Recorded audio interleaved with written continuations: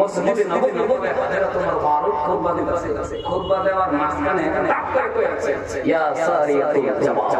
জোরে কই সুবহানাল্লাহ সুবহানাল্লাহ সারিয়া মানে সাহাবা জামাতের সাহাবা এই যে খুতবা দিতেছে এই মিম্বার থেকে 500 কিলোমিটার এন থেকে আরেকটা মধ্যে বাংলাদেশে 3500 কিলোমিটার দূর এন থেকে ডাক ডাক হে সাহাবারা সাবধান করে দিয়েছে জোরে কই সুবহানাল্লাহ সুবহানাল্লাহ মোবাইল দানা রে বাবা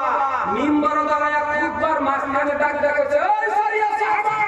সাবধান আক্রমণের সতর্কন হইয়া নিসায় না হে বাজাও সুবহানাল্লাহ সুবহানাল্লাহ ডাক করতে দিছে 500 কিলোমিটার দূরে এটা কানান কানান সুবহানাল্লাহ বাইরে বাইরে না না কোন করে বাইরে সুবহানাল্লাহ ক্ষমা করে দিই পরম দামা জানেন বেটি দোনা আনকলে দিন মানে কি আমায় কই সুবহানাল্লাহ সুবহানাল্লাহ বেটি কো থামুন আল্লাহ সুবহানাল্লাহ কো কি বিনা করে না মুসলমান আল্লাহ নৈকট্য লাভ করুন